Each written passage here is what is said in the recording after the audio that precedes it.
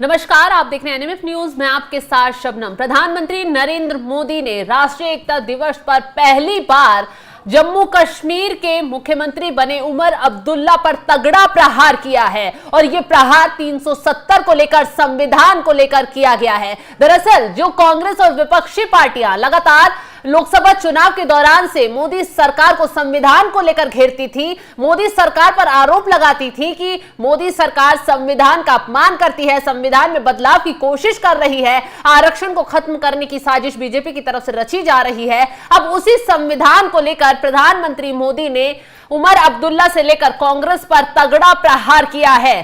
प्रधानमंत्री मोदी ने कहा है कि आजादी के 7 दशक बाद एक देश और एक संविधान का संकल्प पूरा हुआ है।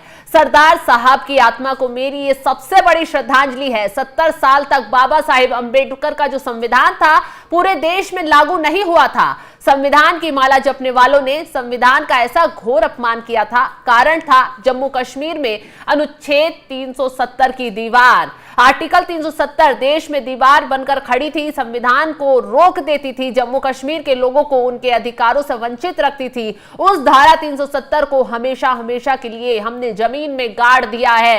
तो प्रधानमंत्री मोदी ने साफ शब्दों में कहा कि जो धारा 370 जम्मू कश्मीर में लाने वाली थी पार्टी, वो कांग्रेस ही थी। कांग्रेस की वजह से ही जम्मू कश्मीर अब तक बेड़ियों में जकड़ा रहा।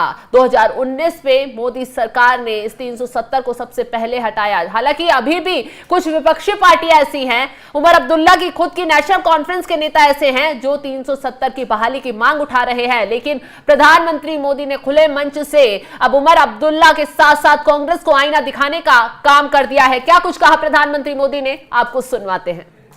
आज पूरे देश को खुशी है कि आजादी के 7 दशक बाद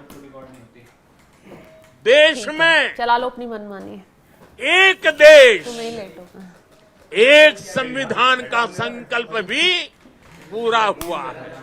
इमोशनल मैसेज भेजा कि आगे सरदार लिख साहब के। की आत्मा को मेरी ये सबसे बड़ी अरे ग्रुप में नहीं देखा था, उमर सर के लिए सबके लिए भेजा। मैंने कहा देशवासियों ऐसा रो रहा है ये को पता बैठा हुआ नहीं मैसेज लिख के। 70 साल तक बाबा साहब आम्बेडकर का संविधान पूरे देश में लागू नहीं हुआ था। संविधान की माला जपने वालों ने संविधान का ऐसा घोर अपमान किया। कारण क्या था? जम्मू कश्मीर में आर्टिकल 370 की दीवार, आर्टिकल 370 जो देश में दीवार बन के खड़ी थी, लास्ट में बाइट वो कर देना। संविधान को यहां रोक देती थी।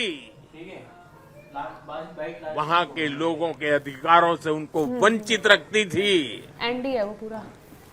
वो धारा 370 को हमेशा हमेशा के लिए जमीन में गाड़ दिया गया है। तो तुम्हें बहाने से तो देखा आपने, प्रधानमंत्री मोदी ने साफ शब्दों में ये साफ कर दिया है कि 370 अब जम्मू कश्मीर में कभी बहाल नहीं होगा।